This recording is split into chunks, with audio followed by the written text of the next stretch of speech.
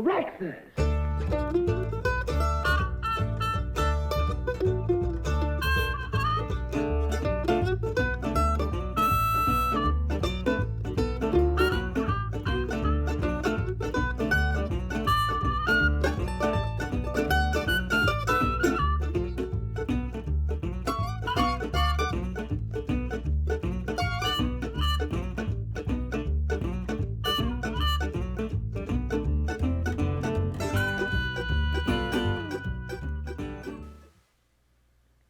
Good morning, and welcome to Comics for Breakfast.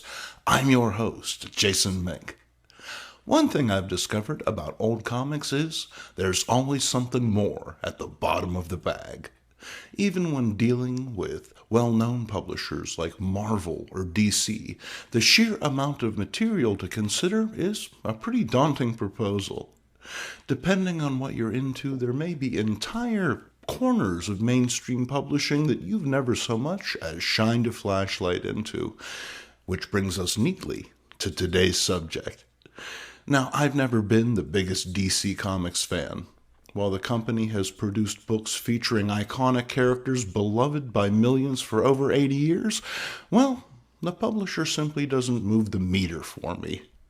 Of course, there are exceptions. We've recently examined Jack Kirby's notable 1970s-era contributions, and I'm a huge fan of Wrightson and Starlin's The Cult, but I'm just not big on the company's overall aesthetic. Subsequently, there are thousands of books that I've never more than glanced at in the bins, a disservice I'm set to rectify today. You see, there's gold in them thar DC books, specifically in the company's mid-1960s Sci-Fi productions.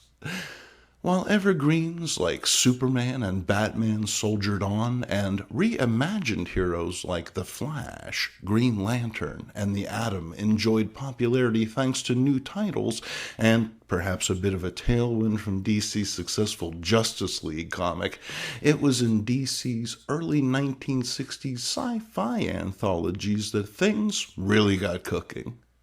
Today, we're going to take a look outside of the short box. 3 startling examples, beginning with the astoundingly unorthodox Ultra, the Multi-Alien. Our tale begins in the inky blackness of space, within a small craft speeding towards its target. And if you were hoping for Ultra to show up, well, DC isn't about to keep you waiting. We get a nice close-up of our hero's ugly mug before flashing back to handsomer times. Not long ago, Ultra was conventionally attractive Earthman Captain Ace Arn before a chance encounter with 4 alien rays at once transformed him into whatever the heck this is. Never mind how little sense it makes. I mean, if I was one of the guys who shot him, would a quarter of his body now be rock salt, glass, and furniture tax? Makes a fella think. Ultra, convinced his transformation is permanent, decides the only thing for it is to commit his remaining days to fighting crime. Before he begins his self-imposed penitence, he decides to drop by Earth one last time and look in on his ex-girlfriend Bonnie. And here she is now, having a nice wordless evening with her parents. Conversation? Bah! Who needs it? Ultra, feeling even worse than before, decides to split the scene, but a bulletin over the space radio alerts him to a strange mist which has enveloped a human colony on Mars. Arriving on Mars, Ultra streaks past a phalanx of guards and heads into the mist. There he discovers 3 strangers hiding out in a health spa. Stranger still, the native Martians are seemingly compelled to do their bidding. Ultra recognizes the trio as Moon Raiders, space pirates wanted by the law. Using his weird powers, Ultra drives the trio from the spa, chasing them across the planet's surface all the way back to their spacecraft. However, the Raiders still maintain control over the Martian populace and 6 of nearby villagers on our hero. Unwilling to hurt innocents, Ultra doubles back to the mist's periphery. The guards, assuming he's in on this pink mist business, start taking pot shots at him, but Ultra has a plan. Picking up a nearby bottle, he gathers a sample of the gas and, after disarming the guards, explains what he needs to help. Ultra is whisked to a nearby lab where he runs a few tests. After determining the mist's chemical composition, he dopes out a way to neutralize the mind-muddling miasma and has the Martians whip up a big vat of antidote. Using his lightning powers as a catalyst, Ultra triggers a chemical reaction, which disperses the mist. He makes short work of the raiders, who are quick to think on Dr. Taxo, who provided them with the mist. And who's Dr. Taxo? Why, he's no less than this three-eyed magenta tree stump in a house dress, and as you might imagine, he's pretty put out by this recent turn of events. So much so, he's going to dose this next batch of pink mist with a chemical that, when electrically dispersed, will cause Ultra to explode. Say what you will, it's far more efficient than, I don't know, trapping someone in an oversized hourglass or creating an ape with kryptonite vision. The best plans are the direct ones, and Dr. Taxo heads directly to Earth, coincidentally, right to Ultra's hometown. What are the odds, huh? As expected, Ultra rushes in to disperse the mist in the previous fashion. Cue the explosive, and the blast knocks our hero out of the sky. Below, Taxo and his assassins wait, but Ultra manages to escape into the nearby mountains. Chased into the treacherous territory, our hero is forced to think fast. Using his energy abilities, he discharges a bolt of lightning, sending a nearby boulder rolling down the slope towards his foes. The enemy falls back, hijacking a crane to drop a metal barrel on their quarry, and Taxo blasts him with his Z-Ray. But just when it looks like it's all up for Ultra, he bounds back, taking out the assassins and dispatching Taxo with one of his own minions. Soon the mist is dispersed, Taxo and his associates are in custody, and Bonnie waves a sad goodbye to a melancholy Ultra. So yeah, unsurprisingly, Ultra here didn't exactly catch the world on fire. The character's run in Mystery in Space was limited to only 6 issues, and he never graduated to his own title. Buona Beast, this guy ain't. That said, the character remains a beloved misfit in the DC universe, showing up in places like the Batman Brave and the Bold cartoon, the Siege of Starro, and on the Conan O'Brien show. Not bad for whatever this thing is. Moving on, and it's Dial H for Hero.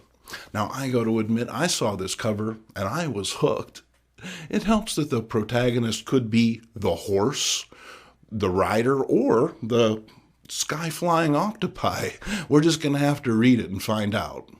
Except, well, looks like that's the second story. Well played, DC. Way to subvert my expectations. This issue actually begins with an early Martian Manhunter story, and boy, is it kooky. I'm aware of John's origin story as the last Martian inadvertently beamed to Earth by some errant professor type, but this bit about him being disguised as a wealthy South American playboy? New to me. As the flamboyant gadabout Marcus Xavier, John speeds down the highway with 3 beauties ready to do his bidding. However, he catches sight of Triggerman Sandez stalled by the roadside. Convinced he's on his way to see the boss, the notorious crime lord Vulture, John drops the honeys off at his pad, checks in with pet/life partner Zook, and then speeds off on his latest adventure. John hurries back to the still-stranded Sandez, but a well-placed clout to the jaw has an unexpected effect. Instead of knocking the criminal out, the punch transfers John's consciousness to the portly assassin. Before our hero can act, he's suplexed by his former self, landing with an impact that should surely break a few bones. Empowered, Sandez flies on in John's body, but his boss, in a panic at being discovered, seals his hideout. However, it takes more than that to stop a Martian, and the vengeful mobster begins tearing up the joint. Somehow, John as Sandez has managed to catch up in his bruised, suety body, following his hijacked self into Vulture HQ. There he incurs the wrath of the big boss, Faceless, who's going to kill him if they get out of this alive. Eventually, the mind-swap John loses interest and flies off to conquer the world. I mean, what else are you going to do? Luckily, Zook has kept an eye on things and rushes to the scene to help. Clearly under the orders of Sherwood Schwartz, the possessed Martian Manhunter strands the crew of the SS Minnow, then heads to the bank to make a little withdrawal. And somehow, in spite of having no powers and being really fat and out of shape besides, John as Sanez manages to keep up. For all the good it does. You know, for being in possession of one of the most powerful aliens on Earth, I gotta say, this dude is pretty unimaginative. Think of all the people in your life who've wronged you and all the fun that you could have getting back at them as an invisible Martian. Yet this guy's just goofing around. Thankfully, Zook shows up with a few ideas as to what this is all about. It's just a matter of waiting out an errant burning green meteor, so the two go on the offensive. Good thing Sanez doesn't use his Martian vision to fry these two like hush puppies, huh? He treats the heroes with kid gloves long enough for John to use his own weakness against him, lighting a match to weaken his former self. It's a good idea, but matches burn out fast, and this guy clearly isn't a smoker. Buy a Zippo, bud. They're perfect for this sort of thing. Mercifully, the effects of the meteor wear off just then, and the two are returned to their former bodies, with John dragging Sanez off to the clink. He's got a lot of splaining to do, but that's okay. It's the 1960s, and people had notoriously short memories. Okay, now onto the flying octopi. But first, a little Dial H primer. Our hero is Tina Robbie Reed, who, with the help of his enigmatic hero dial, can become any number of superpowered entities to save the day. After finding the device in a cave, Robbie works tirelessly to strengthen his dialing finger and establish positive relations between today's consumer and America's telephone operators. Okay, I made that last part up, but it would be nice. With that out of the way, let's get to our cover subject, which the splash page helpfully represents. And it is a striking image. Of all the things I expect to see in the sky, a guy on a Pegasus fighting an octopus is pretty low on the list, so color me intrigued. Our tale begins with bicycle-riding protagonist Robbie Reed overhearing a troubling weather report and hurrying home to Gramps and Millie. Only it's lip service for his pal at the lubrication station, as Robbie is really rushing off to investigate the oncoming twister. Spinning his hero dial, our hero transforms into a shovel. We're told it's a clock pendulum, but, whatever. Clock Robbie rushes into the heart of the tornado, and we're treated to some nice moody art. Check it out, we've got cows, pigs, tractors, and whiskey barrels all swept up in this killer wind funnel. All we need is Helen Hunt, and we've got Twister Bingo. Robbie finds he's able to disperse the tornado by spinning counterclockwise with his pendulum bits. However, before anyone can celebrate, a massive fireball comes roaring in and gives Robbie a nice whack, melting his blade. And it's weird, because Robbie refers to the fireball as a creep. Why didn't he call a tornado a creep? Why is he suddenly getting all personal? This continues on with a now human Robbie attributing a cosmic nature to the fireball. Is this kid jumping to a lot of conclusions or what? I mean, this is a Silver Age DC comic. The fireballs could just as easily be random discharge from the Flash running at top speed around the Earth, or Jimmy Olsen getting all smoked up somewhere. Giving them such specifically human attributions is an odd choice, but it's the sort of on-the-nose storytelling that DC seemed to be saddled with in the early 1960s. Cutting the linoleum at a swing and after-school go-go session, Robbie gets word of strange tremors occurring in nearby Central City. The teenager rushes off to investigate, giving his hero dial a lucky twist. And hey, Robbie becomes Chief Mighty Arrow once more. And take his horse, Wingy. I'm not making it up, folks. And Socka McGee, Robbie's pal Jim, is doing the cool jerk on the sidewalk. Before our hero can investigate, he's attacked by the Sky Octopus. As the chief, Robbie fires jet-propelled head feathers at the offending octopi, subjugating his flailing foe. However, instead of sticking around to ensure this freaky beast he's just royally pissed off doesn't attack the native populace, Robbie flies off to collect accolades from the chief of police. Later, Robbie drops in on pal Jim, who remembers nothing. Nothing?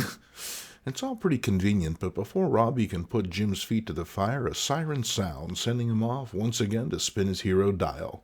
This time, he turns into a, quote, human solar mirror, but he looks all the world like this Metal Man Radon action figure I owned as a kid back in the day. Anyway, a scream from Jim's room leads to a startling discovery. His pal has turned into a space jellyfish. Metaphors of awkward adolescence aside, Jim flies off towards the source of the siren with Ronnie in tow. Using his newfound solar prism rays, our hero seals a hole in the sinking ship's hull, but this leaves him open to attack from Jelly Jim. Robbie drops towards the ocean, incapacitated monster bait. And while monster baiting is perfectly normal for someone of his age, some quick thinking resolves the situation before things can get messy.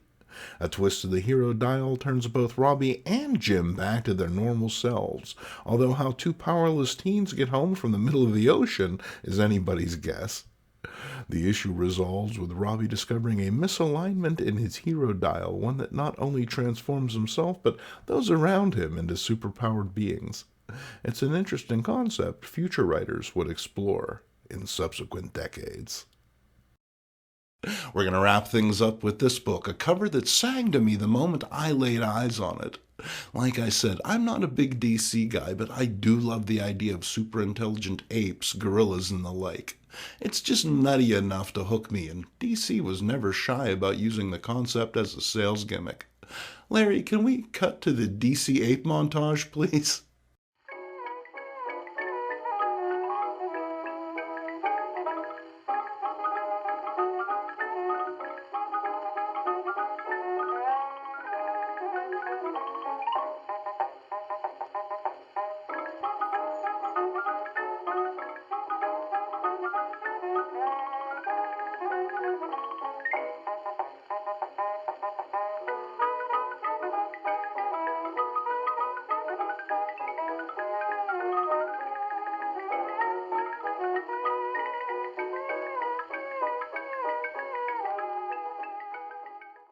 Great stuff. But enough icing. Let's get to the cake. In The Gorilla That Challenged the World, we meet Mr. X, a nattily-dressed simian of the secret persuasion.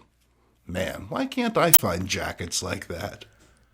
Written by noted sci-fi author Edmund Hamilton, our torpid tale concerns Dr. Mills, your typical 20th century American science guy tugging at the threshold of the unknown. In Mill's case, he's attempting to isolate the evolution factor that drives mankind's climb up the developmental ladder. He tests his new serum on a lab animal, specifically a gorilla. Within minutes, the gorilla is speaking, showing signs of being as intelligent as any human. Not an especially high bar, all things considered. The dog quaffs the potion himself and feels a whole lot brighter, too. In fact, he's finally smart enough to realize giving an 800-pound primate the mind of a man is a bad idea and works to reverse the process. Mills places the antidote in the subject's water, but that monkey's just too smart for him and switches things up. Mills inadvertently drinks his own intellect-dimming potion, which allows Coco here to get the drop on him and cage the scientist. The next night, a beat cop stumbles across a bizarre robbery where a man stealing firearms escapes by climbing a nearby building. Of course, it's our pal the gorilla with the super brain, and now that he's armed, the world had better watch out. The next day, the disguised gorilla goes on a spree, robbing a bank and a chemical supply warehouse. Tipped off to his simian shenanigans, the cops issue an ape PB on the husky fellow, and soon enough they catch up to him. Two officers attempt to arrest him, pulling off his mask in the process. Enraged, the angered ape escapes, tossing a neon sign at the crowd for good measure. But a little sleuthing on the law's part figures out there are only so many gorillas in the city, and soon they're knocking on Doc Mills' door. They catch the gorilla in mid-scheme, but this hirsute horror has an ace up his orange sleeve. Only he can restore Dr. Mills' mind, a fact that he uses to buy enough time to escape.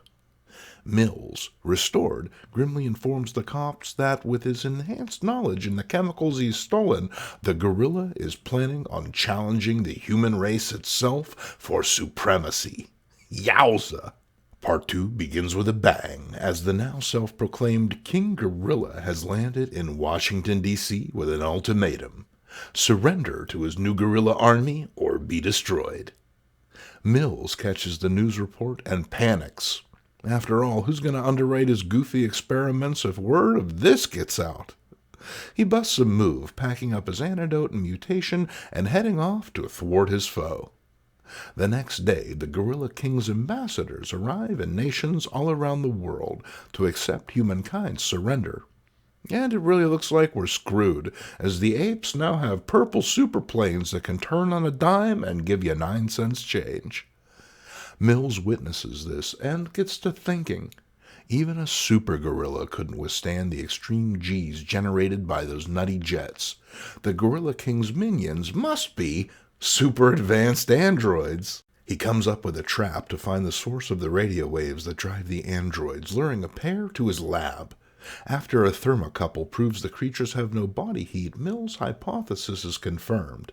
Instead of just doing the sensible thing and killing him right there, King G has the boys bundle Mills up and bring him back to his secret base.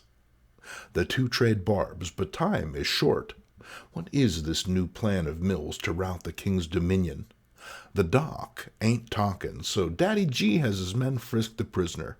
And hey, it's that antidote again. Didn't work the first time. Why the heck would it now? Convinced he's won, King Gorilla dispatches his forces to Earth's major cities to demand their surrender. Having turned his attention away from Mills, the scientist enacts his true plan. Mills starts a fire, the heat of which shatters the intellect-reducing antidote. The substance vaporizes, King Gorilla inadvertently breathing it in and out, and before you know it, he's just another Samsonite-hating primate again. Frightened off by the fire, the now normal gorilla splits the scene.